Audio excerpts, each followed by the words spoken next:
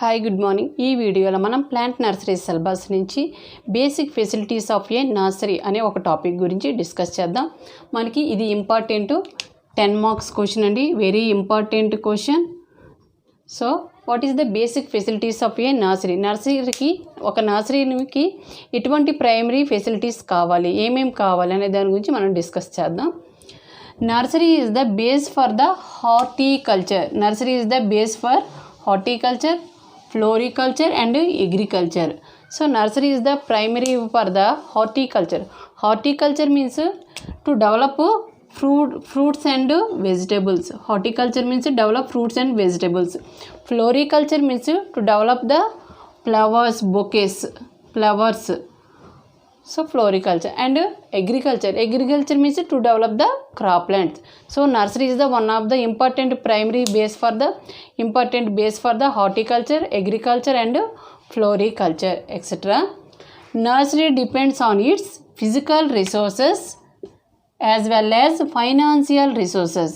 So nursery is not only depend upon the physical resources as well as it depends upon the financial resources. So physical resource ante enti akkada avasaramaina land, road, irrigation, water facility ivanni kuda physical resources loki vastayi. So financial resources means investment. Financial ga మనం ఎంత investment చేస్తున్నాం ఆ nurseries పైన అనే దానిపైన కూడా మనకి nursery success అనేది డిపెండ్ అయి ఉంటుంది. నెక్స్ట్ వన్ మనకి ఫిజికల్ రిసోర్సెస్ ఏంటేంటో చూడండి. అందులో first one land means soil. మనం ఫస్ట్ అసలు ప్రైమరీగా నర్సరీకి కావాల్సింది ఏంటి? ల్యాండ్. అక్కడ తీసుకునే సాయిల్, ల్యాండ్ అనేది మనకు చాలా important.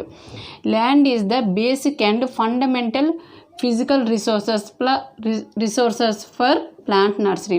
So land is the basic and fundamental physical resources. Next one, soil should be well drained, porous and light to medium. So soil should be well drained means water supply అనమాట. అంటే water నీటి పారుదల అనేది కరెక్ట్గా ఉండడం. Porous means small pores. మనకి సాయిల్లో ఏముంటాయి? ఆ ల్యాండ్లో small minute pores. Porous means minute pores and light to medium. So it exposed the light to the land. అంటే మనకు అక్కడ ఏమేమి ఉండాలి? నీటి పారుదల అనేది కరెక్ట్గా ఉండాలి. అక్కడ ఆ మృతికలో ఏమి ఉండాలి? పోరస్ అంటే చిన్న మైన్యూట్ పోర్స్ని కలిగి ఉంటుంది. నెక్స్ట్ అంటే అక్కడికి మనకి లైట్ అనేది కూడా కరెక్ట్గా ఎక్స్పోజ్ అయ్యేటట్లుగా, లైట్ కూడా అవైలబుల్గా ఉండేటట్లుగా ఉండాలి. Next soil pH should be 6.5 to 7.5. So the land ఆ మృత్తికలో మనకి అక్కడ సాయిల్ యొక్క pH అనేది ఎంత ఉండాలంటే it should be maintain 6.5 to 7.5. 7.5 and 6.5. Below 7 is acidic, after 7 is the basic. So మీడియంగా అంటే మరీ ఎసిడిక్ నేచర్ కాకుండా మరీ బేసిక్ నేచర్ కాకుండా మీడియంగా 6.5 to 7.5 అనేది మనం అక్కడ మెయింటైన్ చేయాలి. Next the soil should be free from salts. Salts అంటే ఏంటండి? ఉప్పు నీటి అన్నమాట. అంటే ఉప్పు నీటి ప్రాంతం అనుకోండి, ప్లాంట్ అనేవి త్వరగా డెవలప్ అవ్వవు. So free from salt it means without salty areas కాకుండా ఉన్నవి. అండ్ అదర్ హార్మ్ఫుల్ ఎలిమెంట్స్, ఇంకా అవే కాకుండా ఇతర హార్మ్ఫుల్ ఎలిమెంట్స్ అనేవి కూడా లేకుండా ఉన్న ల్యాండ్ అనేది కావాలి. Next the selected site should be close to railway station or bus station. ఈ మనం సెలెక్ట్ చేసుకున్న సైట్ అనేది, ఆ ప్లేస్ అనేది ఎలా ఉండాలి అంటే it near to the railway station or bus station. Railway station కానీ బస్ స్టేషన్ కానీ నియర్గా కొంచెం దగ్గరగా ఉండేటట్లుగా ఉండాలి. And must have transport facility. కంపల్సరీగా ఏముండాలి? Must have transport facility. The selected site is near to the railway station or bus station and must have transport facility అనేది కూడా కలిగి ఉండాలి. Next one, second one labour means workers. మనకి nursery maintain చేయాలంటే workers కూడా కావాలి. So labour is the another important resources. Skilled as well as unskilled man power is necessary for the skilled and unskilled. Skilled అంటే ఏంటండి, కొంతమంది already work తెలిసిన వాళ్ళు ఉంటారు, నర్సరీ మెయింటైన్ చేయడం, నర్సరీ ఎలా రన్ చేయడం తెలిసిన వర్కర్స్. అండ్ అన్స్కిల్డ్ అంటే ఎటువంటి వర్కింగ్ కూడా తెలియని వాళ్ళు కూడా. స్కిల్డ్ పర్సన్స్ అంటే ఆల్రెడీ అన్నీ నేర్చుకున్న వాళ్ళు, తెలిసిన వాళ్ళు. అన్స్కిల్డ్ అంటే ఏమీ తెలియని వాళ్ళు, చదువుకోని వాళ్ళు ఉంటారు కదండి, అలా అన్స్కిల్డ్ పర్సన్స్ కూడా. Unskilled man power is necessary. అందరూ కూడా మనకి ఇక్కడ కావాలి for grafting and budding, weeding and spraying, dusting, irrigation. Grafting అంటే ఏంటండి, స్టెమ్ని కట్ చేస్తాం కదా, అలా గ్రాఫ్టింగ్ అంటే స్టెమ్ భాగాన్ని మనం కట్ చేసి దాని స్టాక్స్ అవన్నీ రెండింటిని కూడా అటాచ్ చేస్తామండి. సో గ్రాఫ్టింగ్ చేయడానికి. బడ్డింగ్ అంటే మనకు తెలుసుకండి, ఆ మొగ్గల్ని రిమూవ్ చేసి మళ్ళీ ఇంకో దాంతో మనం మళ్ళీ అటాచ్ చేయడం అనేది జరుగుతుంది. వీడింగ్ అంటే ఏంటండి, రిమూవల్ ఆఫ్ వీడ్స్ అంటే కలుపు మొక్కలను తొలగించడానికి. నెక్స్ట్ స్ప్రేయింగ్ అంటే ఏంటండి, spray the pesticides or insecticide. ఎందుకు, to prevent the diseases or fungal or bacterial diseases. మనకు ఫంగల్ డిసీజెస్ కానీ బ్యాక్టీరియల్ డిసీజెస్ కానీ వస్తే to prevent the diseases for using the insecticidal or pesticide. So spraying means spray the insecticides or pesticides. Dusting means to land on the pollen grains of the stigma వాటిపైన pollen గ్రెయిన్స్ని వేయడానికి, వీటికి reproduction కోసం, pollination కోసం. And next irrigation means water facility to transfer the water supply. Irrigation means water supply. వీటన్నిటికి కూడా మనకి workers కావాలండి. అంటే ఒక్కొక్క వర్కర్స్తో చేయడం జరుగుతుంది. కాబట్టి స్కిల్డ్ పర్సన్సే కాకుండా అన్స్కిల్డ్ పర్సన్స్ కూడా మనకి అటువంటి లేబర్స్ అనేవాళ్ళు ఈ నర్సరీలో మనకు అవసరం. నెక్స్ట్ మనం electricity is the one of the important factor for the basic facilities for the nursery. The availability of power or electricity is also very important. So మనం నర్సరీని మెయింటైన్ చేయాలంటే ఏంటి, మనకి పవర్ ఆర్ ఎలక్ట్రిసిటీ అనేది ఎలా ఉండాలి, అవైలబిలిటీగా ఉండాలి. Next one, regular supply or electricity is very essential. So regular supply or electricity is the very essential for to maintain the nursery. Next one, electricity is required for water pumps. Electricity మనకి దేనికి కావాలి, water pumps and spraying and dusting and many other functions or operations. మనకి electricity is required for the water pumps. Water అనేది pumping అవ్వాలన్నా, next spraying చేయాలన్నా, dusting చేయాలన్నా, next ఇంకా other functions, మిగతా అన్ని వాటికి కూడా మనకి ఎలక్ట్రిసిటీ అనేది important. Next one, road and transport. Once the nursery stock is ready for sale, there should be good roads and transport facilities. So once the nursery stock is ready for sale, మనం నర్సరీని అంతా తయారు చేసాం. ఆ నర్సరీని మనం next ఏం చేయాలంటే seedling, germination అంతా అయిపోయాక దాన్ని టు సేల్ చేయాలి. అంటే మనం సేల్ చేయడానికి రెడీగా ఉన్నప్పుడు మనకి ఏం కావాలి, there should be good road. అంటే మనకి ట్రాన్స్పోర్ట్ అవ్వడానికి ఈజీగా రోడ్డు సిస్టమ్ ఉండాలి. నెక్స్ట్ ట్రాన్స్పోర్ట్ ఫెసిలిటీ కూడా ఉండాలి. Next, these facilities also required for timely importing. ఈ ఫెసిలిటీస్ అనేవి ఎలా ఉండాలి, required for the timely importing అంటే మనం పంపించడం, ఇంపోర్టింగ్ ఆర్ ఎక్స్పోర్టింగ్ చేయడానికి, and importing of stock and other materials for the నర్సరీకి అవసరమైన మెటీరియల్ మనం ఇంపోర్ట్ చేయాలి ఆర్ ఎక్స్పోర్ట్ చేయాలి. బయటికి పంపించాలన్నా, మనం తీసుకురావాలన్నా మనకి ఏం కావాలి, అక్కడ రోడ్ అనేది క్లీన్గా ఉండాలి, గుడ్ రోడ్ సిస్టమ్ ఉండాలి, అండ్ ట్రాన్స్పోర్ట్ ఫెసిలిటీ కూడా మనకి అవసరం. ఈ రెండు ఉంటేనే మనం ఇంపోర్ట్ ఆర్ ఎక్స్పోర్ట్ అనేది నర్సరీలో చేయడం అవుతుంది. Next one, irrigation facility. Irrigation means water supply.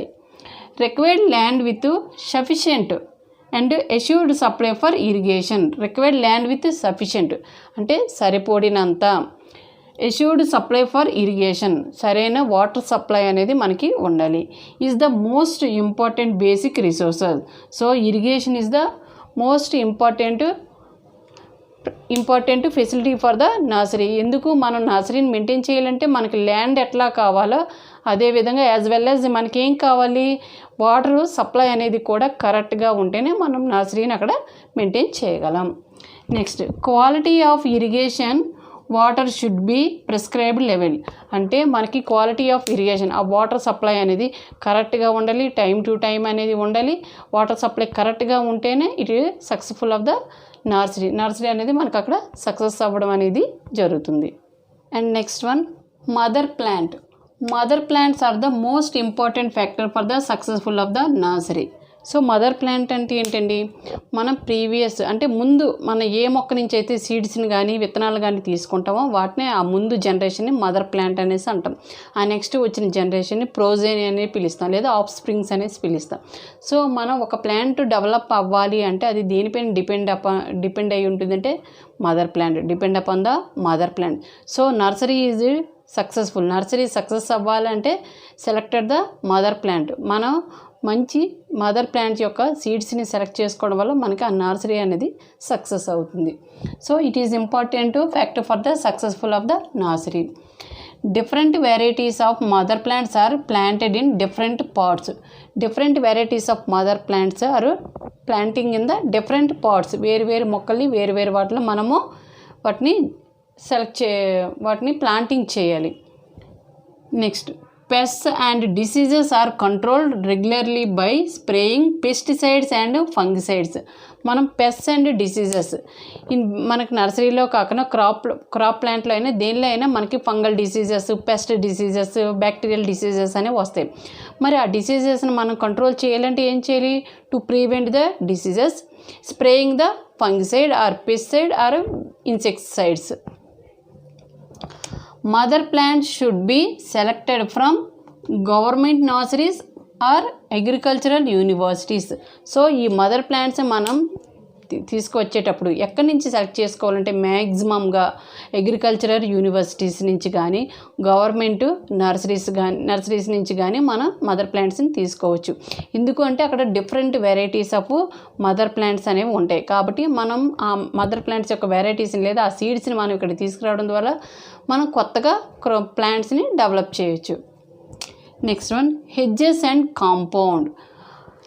Thorny plants like chiller, agave are used as hedges in nurseries. Hedges and compound అంటే ఏంటని, మనకి చుట్టూ కూడా మన ఇంట్లో గార్డెన్ వేసుకుంటాం. అలా చుట్టూ కూడాను మనకి నర్సరీ చుట్టూ కూడా ఒక గార్డెన్ లాగా, అంటే ఎడ్జెస్ అండ్ కాంపౌండ్ చుట్టూ కూడా మనకి ఒక కాంపౌండ్ లాగా మెయింటైన్ చేయాలి. అక్కడ ఏ టైప్ ఆఫ్ ప్లాంట్స్ని మనం వేసుకోవాలంటే agave plants, chiller plant and golden duranta ఇట్లాంటి ప్లాంట్స్ని వేయడం వల్ల ఏమవుతుంది అంటే ఇవి థార్నీ ప్లాంట్స్ అండి. థార్నీ ప్లాంట్స్ అవ్వడం వల్ల ఏమవుతాయి, థార్నీ అంటే చిన్న స్పైన్స్ అండి, ముళ్ళులా ఉంటాయి. ఈ థార్నీ ప్లాంట్స్ని డెవలప్ చేయడం వల్ల మనకి ఏంటి యూజెస్ మరి? ఈ barbed wire fencing is also used. మనం ఇంకా ఏం చేయాలి, ఆ చుట్టూ కూడా బార్బేర్డ్ వైర్ ఫెన్సింగ్ అంటే బార్బేర్డ్ అంటే చిన్న ముళ్ళుతో కూడా ఒక కంచెలాగా కాంపౌండ్ లాగా కూడా మనం వేసుకోవాలండి. ఇంకా ఫెన్సింగ్ అంటే కంచె. Hedges protect the nursery plant from the wild and stray animals and thefts. ఈ హెడ్జెస్ మనం ఇప్పుడు ఈ థార్నీ ప్లాంట్స్ అనేసి వేసాం. ఈ హెడ్జెస్ని మనం మెయింటైన్ చేయడం వల్ల ఏంటి యూజ్ అంటే to protect the wild animals or thefts, దొంగల నుంచి కానీ వైల్డ్ యానిమల్స్ నుంచి కానీ మనకి ప్రొటెక్ట్ చేయడానికి హెడ్జెస్ అనేవి, కాంపౌండ్స్ అనేవి యూజ్ అవుతాయండి. They fix the borders of the nursery. అవి చుట్టూ కూడా అలా ఒక బార్డర్లో చుట్టూ కూడా మనకి నర్సరీ చుట్టూ కూడా ఉంటుందండి. అంటే ఆర్నమెంటల్ అండ్ డెకరేటివ్. అదే కాకుండా ప్రొటెక్షన్ కోసమే కాకుండా మనకి ఇంకా దేనికి యూజ్ అవుతుందంటే ఆర్నమెంటల్, అలంకరణ కోసం, డెకరేటివ్ అందంగా కనిపించడం కోసం కూడా మనకి ఫెన్సింగ్ అనేది యూజ్ అవుతుందండి. ఆ ఫెన్సింగ్లో మనం ఏం ప్లాంట్స్ వేయాలంటే థార్నీ ప్లాంట్స్ని వేయాలండి. థార్నీ ప్లాంట్స్ వేయడం వల్ల వాటి వల్ల నర్సరీకి ప్రొటెక్షన్ వస్తుంది. ఇంకా కూడా మనకి దేనిగా యూజ్ఫుల్ అవుతుందంటే ఎపీరింగ్, ఆర్నమెంటల్ అండ్ డెకరేటివ్. ఇక్కడితో మనకి టాపిక్ కంప్లీట్ అయిందండి. ఇది మనకి 10 మార్క్స్ క్వశ్చన్ అండి, చాలా ఇంపార్టెంట్ అండి. కాబట్టి ఈ టాపిక్ పైన మీరు కంపల్సరీగా ఫోకస్ చేయాలి. మీకు కనుక ఈ వీడియో నచ్చినట్లయితే తప్పకుండా సబ్స్క్రైబ్ చేయండి, లైక్ చేయండి, షేర్ చేయండి. Thank you so much for watching this video. ఈ టాపిక్కి సంబంధించిన నోట్స్ అనేది మీకు కింద లింక్లో ప్రొవైడ్ చేయడం జరుగుతుంది. అవసరమైన వాళ్ళు డౌన్లోడ్ చేసుకోవచ్చు. Thank you so much.